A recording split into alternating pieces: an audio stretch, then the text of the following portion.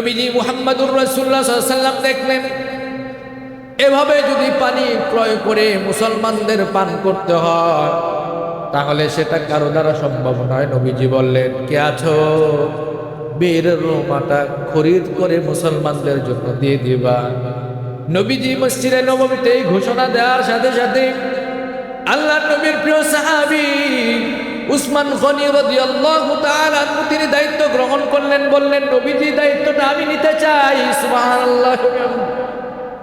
হযরত উসমান গনি এবার ওই ইহুদির সাথে সম্পর্ক বাড়ালেন, বললেন, ভাই তুমি তোমার এই কূপটাকে আমাদের কাছে বিক্রি করে দাও।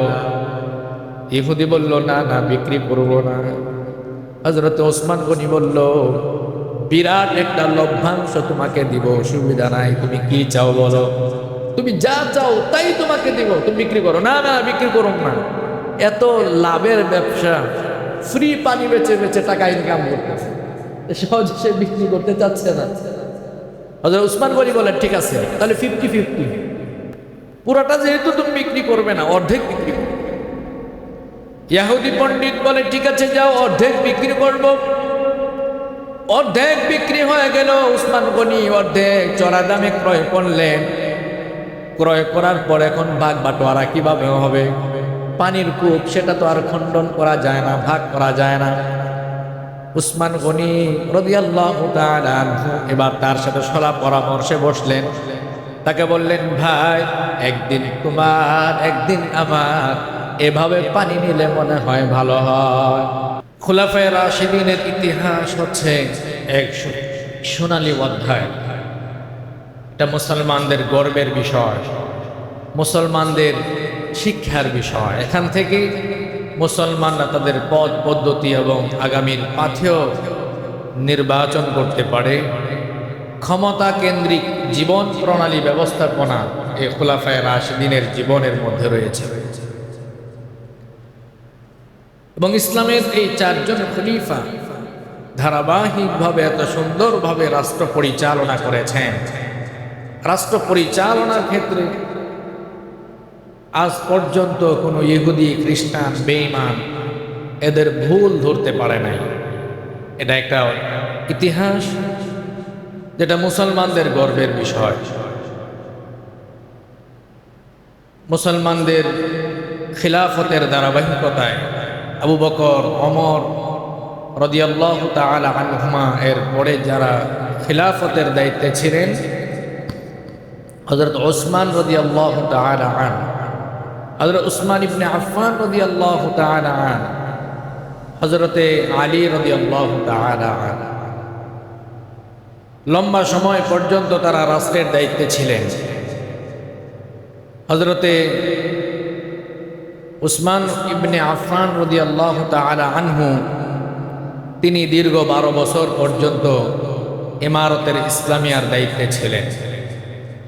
13 হিজরি থেকে 23 হিজরি থেকে 35 হিজরি পর্যন্ত, 644 খ্রিস্টাব্দ থেকে 656 খ্রিস্টাব্দ পর্যন্ত তিনি রাষ্ট্রের দায়িত্বে ছিলেন। শুধুমাত্র ইমারতে ইসলামিয়া রাষ্ট্রীয় দায়িত্বে আসার পরই তার মর্যাদা বহুগুণ বৃদ্ধি পেয়েছে, বিষয়টা এমন নয়। বরং নবীজি মুহাম্মদুর রাসূলুল্লাহ সাল্লাল্লাহু আলাইহি ওয়াসাল্লাম তার আদরের 2 জন কন্যাকে হযরতে উসমান রাদিয়াল্লাহু তাআলা আনহুর সাথে বিবাহ দিয়েছিলেন। একবার জোরে বলেন সুবহান। নবীজি মুহাম্মদুর রাসূলুল্লাহর 2 কলিজার টুকরো সন্তান হযরতে রুকাইয়া রাদিয়াল্লাহু তাআলা আনহা এবং পরবর্তী সময়ে হযরত উম্মে কুলসুম রাদিয়াল্লাহু তাআলা আনহা নবীজি এই 2 জনকে উত্তম পাত্র হিসাবে হযরত উসমান গনিকে নির্ধারণ করেছিলেন।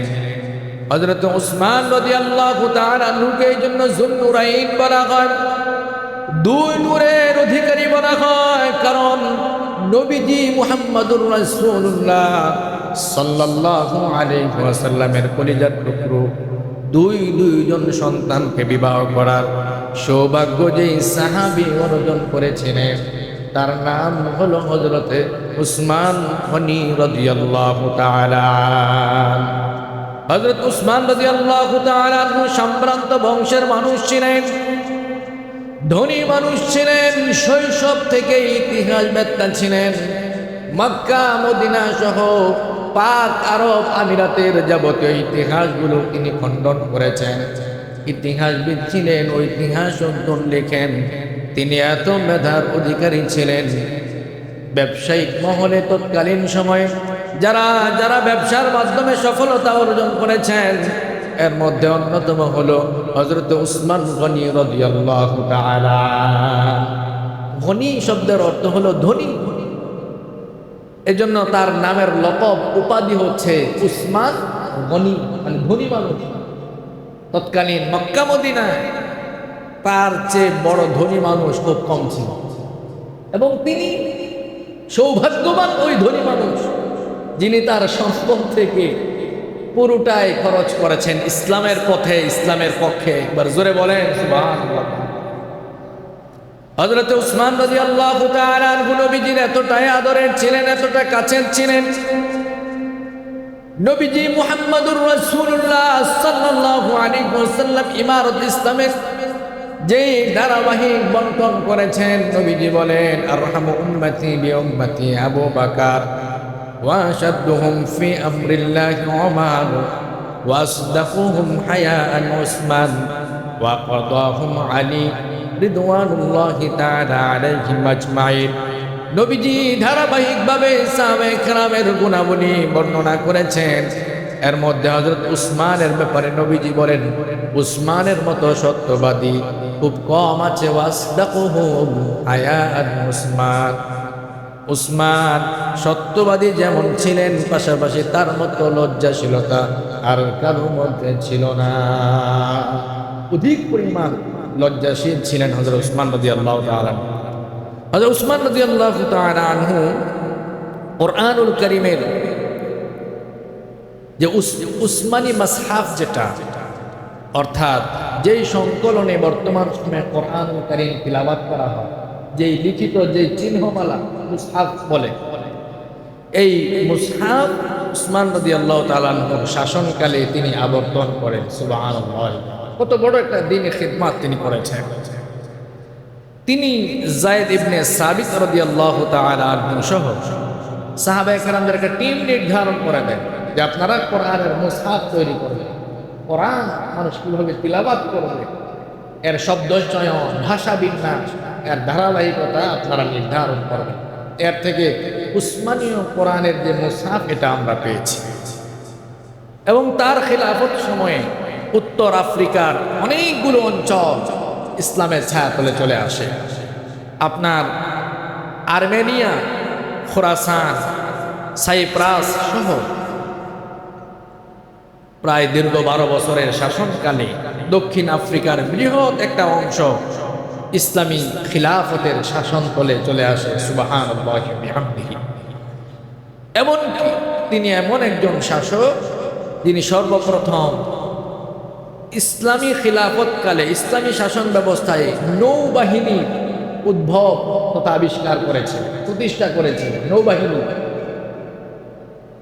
আমরা তো মনে করি যে এখন কত রকমের বাহিনী আছে, মূলত সেই খিলাফতে ইসলামিয়ার স্বর্ণযুগের ধারাবাহিকতায় পুলিশ বাহিনী বলেন, সেনাবাহিনী বলেন, রাষ্ট্রের নিরাপত্তায় নৌবাহিনী বলেন, এগুলো সাহাবায়ে কেরামের ধারাবাহিক ক্ষমতায়নের ফসল। এই নৌবাহিনী তিনি সৃষ্টি করেছেন ভূমধ্য সাগরে মুসলমানদের সম্পদ হিফাজতের জন্য। সর্বপ্রথম নৌ অভিযান পরিচালনা করেন হযরত উসমান রাদিয়াল্লাহু তাআলা আনহু। এগুলো ইতিহাস আমাদের জানতে হবে। নবীজি মুহাম্মদুর রাসূলুল্লাহ যখন মক্কা থেকে মদিনায় হিজরত করলেন, মদিনায় হিজরত করার পর ছোট্ট একটা জায়গায় নবীজি যখন আবাসস্থল গাড়লেন, সাহাবায়ে কেরাম বৃদ্ধি হতে লাগলো এবং ইসলামের প্রচার প্রসারণা বহুগুণ বেড়ে যাওয়ার কারণে মুসলমানদের সংখ্যা বেড়ে যেতে লাগলো। এখন আর মসজিদে নববীতে জায়গা সংকুলান হয় না, মুসল্লিদের জায়গা সংকুলান হয় না। মসজিদে নববীর মধ্যে নবীজি মুহাম্মদুর রাসূলুল্লাহ ঘোষণা করলেন, কে আছো রে? এই মদিনার মধ্যে মুসলমানদের জন্য সিজদার একটু জায়গার ব্যবস্থা করে দিবা। নবীজি বলেন, মান বানা লিল্লাহি মাসজিদা বানাল্লাহু লাহু বাইতান ফিল জান্নাহ। যে ব্যক্তি আজকে মসজিদে নববী সম্প্রসারণের জন্য একটু জায়গার ব্যবস্থা করে দিবে, রব্বুল আলামিন তাকে জান্নাতে একটা রাজপ্রাসাদের ফয়সালা করে দিবে। সুবহানাল্লাহ। হযরত উসমান গনি দেরি করলেন না, লাব্বাইক বলে দাঁড়িয়ে গেলেন। সুবহানাল্লাহ বলেন। হযরত উসমান গনি মসজিদে নববীর চারপাশের যে অনাবাদকৃত জায়গাগুলো ছিল, এগুলো সব কিছু চড়া মূল্যে ক্রয় করে মুসলমানদের খেদমতে ওয়াকফ করে দিলেন। সুবহানাল্লাহ। মসজিদে নববী সম্প্রসারিত হয়ে গেল। এখন সমস্যা হলো বিশুদ্ধ পানির অভাব। বিশুদ্ধ পানি নেই, লবণাক্ত পানি। মুসলমানরা ঠিকমতো গোসল করতে পারে না, তাহারাত অর্জন করতে পারেন না, তৃপ্তি সহকারে পানি পান করতে পারেন না, পানির অভাব। সেখানে একটা কূপ ছিল, বীরে রুমা। এই কূপটা একজন ইহুদি। এখন ইহুদি যখন দেখেছে মুসলমানরা এখানে ঘাঁটি স্থাপন করেছে, ব্যাপকভাবে মুসলমানদের সংখ্যা বৃদ্ধি পাচ্ছে, সে এটাকে একটা ব্যবসায়ী অপশন হিসাবে নিয়ে, যে কূপ লম্বা সময় ধরে ফ্রি ছিল জনসাধারণের জন্য, এখন সে সেখান থেকে পানি বিক্রি করে। এতদিন ফ্রি ছিল, যখন দেখছে যে মুসলমানরা এখান থেকে নিয়মিত পানি নেয়, পানি গ্রহণ করে, এখন সে সেখানে ট্যাক্স লাগিয়ে দিয়ে ফ্রি, আর এখান থেকে কেউ পানি গ্রহণ করতে পারবে না। বীরের উমার এখানে নোটিশ টানিয়ে দেওয়া হলো, এখন থেকে ফ্রি পানি গ্রহণ করার কোনো সুযোগ নাই। মুসলমানগণ এখন সবাই তো ধনী না, কিছু তো গরিব আছে। উসমান গনি ধনী মানুষ, তার পানি কিনতে সমস্যা নাই, কিন্তু গরিব গরিব অনেক সাহাবায়ে কেরাম এমন ছিলেন যাদের পানি কিনবে দূরের কথা, তারা পানি কিনবে দূরের কথা, কাগজটা পড়ে গেছে। যারা পানি কিনবে দূরের কথা, তাদের নিয়মিত সাধারণ জীবন যাপন করাই দুঃসাধ্য ব্যাপার হয়ে দাঁড়ায়। হযরত উসমান গনি রাদিয়াল্লাহু তাআলা আনহু সহ সাহাবায়ে কেরাম প্রথম সেখান থেকে পানি ক্রয় করে খেতে লাগলেন। নবীজি মুহাম্মদুর রাসূলুল্লাহ সাল্লাল্লাহু আলাইহি ওয়াসাল্লাম দেখলেন, এভাবে যদি পানি ক্রয় করে মুসলমানদের পান করতে হয়, তাহলে সেটা কারো দ্বারা সম্ভব নয়। নবীজি বললেন, কে আছো? বীরের রুমাটা খরিদ করে মুসলমানদের জন্য দিয়ে দিবা। নবীজি মসজিদে নববীতে এই ঘোষণা দেওয়ার সাথে সাথে আল্লাহর নবীর প্রিয় সাহাবী উসমান গনি রাদিয়াল্লাহু তাআলা আনহু তিনি দায়িত্ব গ্রহণ করলেন, বললেন, নবীজি দায়িত্বটা আমি নিতে চাই। সুবহানাল্লাহ। হযরত উসমান গনি এবার ওই ইহুদির সাথে সম্পর্ক বাড়ালেন, বললেন, ভাই তুমি তোমার এই কূপটাকে আমাদের কাছে বিক্রি করে দাও। ইহুদি বলল, না না, বিক্রি করব না। হযরত উসমান গনি বলল, বিরাট একটা লভ্যাংশ তোমাকে দিব, অসুবিধা নাই, তুমি কি চাও বলো, তুমি যা চাও তাই তোমাকে দিব, তুমি বিক্রি করো। না না, বিক্রি করো না, এত লাভের ব্যবসা, ফ্রি পানি বেচে বেচে টাকা ইনকাম করতেছে, সহজে সে বিক্রি করতে চাচ্ছে না। হযরত উসমান গনি বলেন, ঠিক আছে, তাহলে 50-50, পুরোটা যেহেতু তুমি বিক্রি করবে না, অর্ধেক বিক্রি করবে। ইহুদি পণ্ডিত বলে, ঠিক আছে যাও, অর্ধেক বিক্রি করব। অর্ধেক বিক্রি হয়ে গেল। উসমান গনি অর্ধেক চড়া দামে ক্রয় করলেন। ক্রয় করার পর এখন ভাগ বাটোয়ারা কিভাবে হবে? পানির কূপ, সেটা তো আর খণ্ডন করা যায় না, ভাগ করা যায় না। উসমান গনি রাদিয়াল্লাহু তাআলা আনহু এবার তার সাথে সলা পরামর্শে বসলেন। তাকে বললেন, ভাই একদিন তোমার একদিন আমার, এভাবে পানি নিলে মনে হয় ভালো হয়। সে তো বলছে, আচ্ছা ঠিক আছে, অসুবিধা না, একদিন আপনি পানি নেবেন, আরেকদিন আমি এটাই ব্যবহার করব। ঘটনাক্রমে উসমান গনি রাদিয়াল্লাহু তাআলা আনহু মুসলমানদের মধ্যে এটা এলান করে দিলেন, শোনো, আমাদের যেদিন আসবে এদিন নিজেরা পর্যাপ্ত পরিমাণ পানি সেদিনের জন্য তো গ্রহণ করবাই, পরবর্তী একদিনের জন্য সংরক্ষণ করেও রেখে দিবা। সুবহানাল্লাহ। এখন মুসলমানগণ দৈনন্দিন যেই পরিমাণ পানির প্রয়োজন হয়, এই পানি কূপ থেকে আরোহণ করেন। পাশাপাশি আগামীকাল যেহেতু ওই ইয়াহুদির নিজস্ব কিনে আনতে হবে, এই ক্রয় করা থেকে বাঁচার জন্য মুসলমানগণ পর্যাপ্ত পানি এখন আবার জমা করে রেখে দেয়। সুবহানাল্লাহ। এখন ইহুদি দেখে কি ব্যাপার, ব্যবসায় দেখি লাল বাতি জ্বলে গেছে, এখন আর মুসলমানগণ পানি ক্রয় করে না। দীর্ঘ সময়ের পর সে বলতেছে, ভাই উসমান, ঠিক আছে, আমার আর ব্যবসার দরকার নাই, তুমি ভাই পুরো টাকা দিয়ে এটা আমার কাছ থেকে নিয়ে যাও। এখন তো ব্যবসা হচ্ছে না, বিজনেস নাই। মুসলমানগণ এখন আগে থেকে জমা করে রাখে, দিনেরটা সারাদিন সংগ্রহ করার পর পরের দিনেরটা রাতে উঠে রাখে। যে কারণে আর পরের দিন ইহুদি ওই পানিটা মুসলমানদের মাঝে বিক্রি করতে পারে না। হযরত উসমান গনি রাদিয়াল্লাহু তাআলা আনহু ওই বীরের উম্মাহ পুরোটা ক্রয় করে মুসলমানদের খিদমতে, মুসলমানদের সেবায় ওয়াকফ করে দিয়েছেন, দান করে দিয়েছেন। জোরে জোরে বলেন সুবহানাল্লাহি ওয়া বিহামদিহি। আমার ভাইরা, মসজিদে নববী সম্প্রসারিত হলো। উসমান গনি জমি ক্রয় করে দেওয়ার পর, বীরের উম্মাহ মুসলমানদের খেদমতে দেওয়ার পর মুসলমানদের স্বাভাবিক জীবনযাত্রাও আরো বেশি উন্নত হয়ে গেল। মুসলমানগণ ধারাবাহিকভাবে সেখানে বসবাস করতে লাগলো। হযরত উসমান গনির নেতৃত্বে সাহাবায়ে কেরাম ওই বীরের উম্মাহর আশেপাশে খেজুরের বৃক্ষ রোপণ করলেন। ওই বৃক্ষগুলো থেকে আজও পর্যন্ত এত পরিমাণ খেজুর হয়, মক্কার বর্তমান গভর্নমেন্ট, সৌদি আরবের গভর্নমেন্ট এটা ক্যালকুলেশন করে দেখেছে, প্রায় $500 মিলিয়ন বছরে আয় হয়। সুবহানাল্লাহ, $500 মিলিয়ন আয় হয় ওই বীরের উম্মাহর আশেপাশে যে খেজুরের বাগান ছিল। সুবহানাল্লাহ, বিশাল বড় খেজুরের বাগান। এবং একজন সাহাবী যার নামে এখনো আপনার ব্যাংক অ্যাকাউন্ট আছে। সুবহানাল্লাহ। উসমান ইবনে আফফান নামে সৌদিতে বিশাল এক হোটেল রয়েছে। সুবহানাল্লাহ। এগুলোর লভ্যাংশ বছরের পরে হিসাব করে ক্যালকুলেশন করে যাকাত ফান্ডে দিয়ে পুরো পৃথিবীর নিরহ মুসলমানদের উপর সেটা ব্যয় করা। একবার জোরে বলেন সুবহানাল্লাহ ওয়া বিহামদিহি। আমার ভাইরা, হযরত উসমান রাদিয়াল্লাহু তাআলা আনহু দুর্ভিক্ষের সময় জনগণকে সহায়তা করেছেন। এমনকি তার যত সম্পদ ছিল ব্যবসায়িক, সবগুলো ইহুদি এবং খ্রিস্টানরা, মুশরিকরা বহু লাভে কিনে নিতে চেয়েছিল, কিন্তু তিনি তাদের কাছে বিক্রি না করে মুসলমানদের খেদমতে তা বিলীন করে দিয়েছেন। হযরত উসমান লম্বা সময় ধরে যখন রাষ্ট্র পরিচালনা করছেন, পুরো পৃথিবীর ইহুদি খ্রিস্টানেরা একজুট হয়ে মক্কার মধ্যে প্রবেশ করে, মদিনার মধ্যে প্রবেশ করে, এবং এক সময় ষড়যন্ত্রের মাধ্যমে, বিদ্রোহের মাধ্যমে তাকে নির্মমভাবে দুনিয়া থেকে চিরতরে বিদায় করে দেয়। হযরত উসমান গনি রাদিয়াল্লাহু তাআলা লম্বা সময় 12 বছর পর্যন্ত, 30 বছরের 4জন খলিফা, মোট 30 বছর রাষ্ট্র পরিচালনা করেন।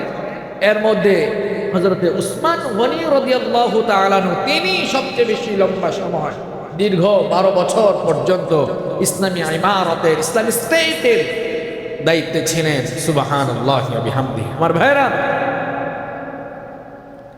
হযরত উসমানের পর ধারাবাহিকভাবে হযরত আলী রাদিয়াল্লাহু তাআলা আনহু খেলাফতের দায়িত্বে আসীন হন। হায়দারে করার শেরে খুদা আলী রাদিয়াল্লাহু তাআলা আনহু নবীজির সবচেয়ে কলিজার পুত্র ফাতেমা রাদিয়াল্লাহু তাআলা আনহাকে যিনি বিবাহ করেছিলেন, পাশাপাশি জান্নাতের 2জন নওজোয়ান লিডার নবী সাল্লাল্লাহু আলাইহি ওয়াসাল্লাম যাদের ব্যাপারে বলেছেন, আল হাসান ওয়াল হুসাইন সাইয়্যিদা শাবাবি আহলিল জান্নাহ, জান্নাতি যুবকদের নেতা হবে আমার হাসান আর হুসাইন। সুবহানাল্লাহ। তাদের সম্মানিত আব্বাজান হযরত আলী রাদিয়াল্লাহু তাআলা আনহু তিনি ইসলামী খিলাফতের দায়িত্বে আসেন 35 হিজরিতে। তিনি 35 হিজরি থেকে 40 হিজরি পর্যন্ত 656 খ্রিস্টাব্দ থেকে 661 খ্রিস্টাব্দ পর্যন্ত খেলাফতের দায়িত্ব সুন্দরভাবে পরিচালনা করেন। দীর্ঘ 4 বছর 9 মাস তিনি রাষ্ট্রীয় দায়িত্ব ছিলেন। তিনি যখন খেলাফতের দায়িত্বে আসেন তখনকার রাষ্ট্রের অবস্থা ভালো ছিল, নাজুক অবস্থা ছিল, দুর্ভিক্ষ ছিল, অভাব অনটন ছিল, অন্যায় অবিচার সহ নানান ফেতনা তখন সজাগ হয়ে নানান ফেতনা তখন মাথা চালা দিয়ে ওঠে, নানান ফেতনা, অর্থাৎ একটার পর একটা যুদ্ধ আরম্ভ হয়ে যায়। এই জন্য নবী সাল্লাল্লাহু আলাইহি ওয়াসাল্লাম বলেছেন, খায়রুল কুরুনি সুম্মাল্লাযীনা ইয়ালুনাহুম সুম্মাল্লাযীনা ইয়ালুনাহুম, আমার যুগটা ভালো, এরপরের যুগ আরেকটু খারাপ, এরপর আরেকটু খারাপ, এরপর আরেকটু খারাপ। নবী সাল্লাল্লাহু আলাইহি ওয়াসাল্লাম বলেছেন, তার মানে তখন থেকেই যদি আস্তে আস্তে নবীজির জামানার পর থেকে খারাপ জামানা আমরা পেতে থাকি, তাহলে আজকের অবস্থা কি? আজকের দুনিয়া তো এত নিকৃষ্ট, মেয়ে সন্তান তার বাবার কাছে নিরাপদ নয়, নিজের জন্ম দেওয়া সন্তান মেয়ে বাবার কাছে নিরাপদ নয়, বোন ভাইয়ের কাছে নিরাপদ নয়, ভাই ভাইয়ের কাছে নিরাপদ নয়, বাবার কাছে সন্তান নিরাপদ নয়। এমন একটা যুগে আমরা বসবাস করছি। নবী সাল্লাল্লাহু আলাইহি ওয়াসাল্লামের জামানা থেকে রহমত বরকত কমতে কমতে আজকে এই পর্যন্ত এসে দাঁড়িয়েছে। তার মানে আমরা একেবারে কিয়ামতের নিকটবর্তী হয়ে যাচ্ছি। হযরত আলী রাদিয়াল্লাহু তাআলা যখন খেলাফতের শাসন কার্যে আসেন, জামালের যুদ্ধ, সিফফিনের যুদ্ধ, খারিজিদের আবির্ভাব, নওয়ারাওয়ানের যুদ্ধ সহ বিভিন্ন প্রকারের যুদ্ধ তাকে ফেস করতে হয়েছে। একটার পর একটা যুদ্ধ, একটার পর একটা বিগ্রহ তাকে সামাল দিতে হয়েছে। তিনি তার সময়ে মদিনার মধ্যে ইসলামী রাষ্ট্রের যেই গোড়াপত্তন হয়েছিল সেটাকে ধরে রাখতে পারেন নাই। রাষ্ট্র পরিচালনার সুবিধার্থে হযরত আলী রাদিয়াল্লাহু তাআলা আনহু মদিনা থেকে কুফায় রাজধানী স্থানান্তর করেন। সেই কুফার লম্বা ইতিহাস আপনারা শুনেছেন, কত হৃদয় বিদারক ইতিহাস। হযরত আলীর জামানায় যখন চতুর্পাশ দিয়ে শুধুমাত্র বিদ্রোহীরা একের পর এক যুদ্ধ, একের পর এক বিগ্রহ, তিনি ওই মদিনা ইসলামের রাজধানী নিরাপদ মনে করেন না। এই জন্য তার সময়ে তিনি কুফাতে রাজধানী স্থানান্তরিত করে দিয়েছেন। নবীজি যেমন মক্কায় জন্মগ্রহণ করে মক্কায় স্থায়িত্ব লাভ করতে পারেন না, আজও মদিনার মাটি নবীজিকে জড়িয়ে ধরে শুয়ে আছে। সুবহানাল্লাহ বলে। মদিনার মাটি সোনার চেয়েও খাঁটি। কত সৌভাগ্যবান মদিনার মানুষ।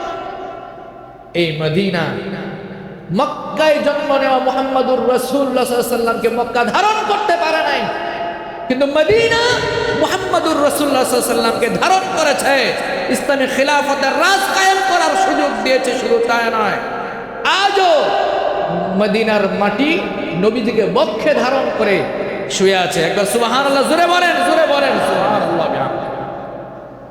আমার ভাইরা, হযরত আলী রাদিয়াল্লাহু তাআলা আনহু, তার ব্যাপারে নবীজি সাল্লাল্লাহু আলাইহি সাল্লাম বলেছেন সে অত্যন্ত বিনয়ী।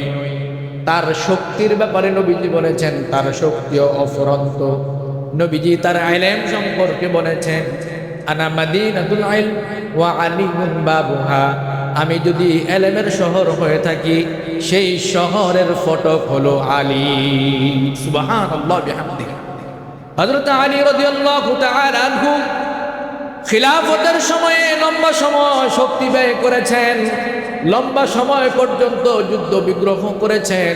হযরত আলী তো সেই আলী যে নওজোয়ান অবস্থায় ইসলাম ধর্ম গ্রহণ করেছে এবং নবীজির সময়কালে বিভিন্ন যুদ্ধের মধ্যে হযরত আলী কিন্তু নেতৃত্ব দিয়েছে। খন্দকের যুদ্ধেও হযরত আলী নেতৃত্ব দিয়েছে, খায়বারের যুদ্ধেও হযরত আলী নেতৃত্ব দিয়েছে। এজন্য তাফসীরের কিতাবের মধ্যে পাওয়া যায় হযরত আলী রাদিয়াল্লাহু তাআলা যেমন ভাবে পারিবারিক জীবনে সুখী ছিলেন, পাশাপাশি রাজনৈতিক জীবনে তিনি শক্তি সামর্থ্যের দিক থেকে অনেক বেশি সফল ছিলেন, কিন্তু শেষ পর্যন্ত চাতুর্পার্শ্বিক ষড়যন্ত্রের কারণে তিনি ব্যর্থ হয়েছিলেন। হযরত আলীর ব্যাপারে খাইবারের যুদ্ধে হাদিসের কিতাবের মধ্যে এসেছে, নবীজি মুহাম্মদুর রাসূলুল্লাহ হযরত আলীর বীরত্বের কথা বর্ণনা করতে যে খাইবারের যুদ্ধের কথা তিনি বর্ণনা করেছেন। খাইবারের এক বিশাল যুদ্ধ মদিনায় সবাই, এখন মক্কার কাফেরদের মধ্যে তো শান্তি নাই, কিভাবে মুসলমানদেরকে চিরতরে শেষ করে দেওয়া যায়, কিভাবে দুনিয়া থেকে মুসলমানদেরকে হালাক করে দেওয়া যায়। মক্কার বেঈমানদের মধ্যে সেই চিন্তা চেতনা, তারা সকলেই ঐক্যবদ্ধভাবে এবার নিয়ত করেছে মুসলমানদেরকে একেবারে শেষ করে দিবে। খাইবারের যুদ্ধে 7টা গোত্র একসাথে হয়ে মুসলমানদের বিপক্ষে লড়াই করার জন্য একজোট হয়েছে। 7 দল মিলে, 7টা গোত্র মিলে মদিনার অভিমুখে রওনা হয়ে গেছে। মদিনার দিকে ঢুকতেছে। মদিনার দিকে ঢুকার পথে এই খাইবারে মুসলমানরা যখন তাদের খবর শুনতে পেয়েছে, মুসলমানগণ তাদের আক্রমণকে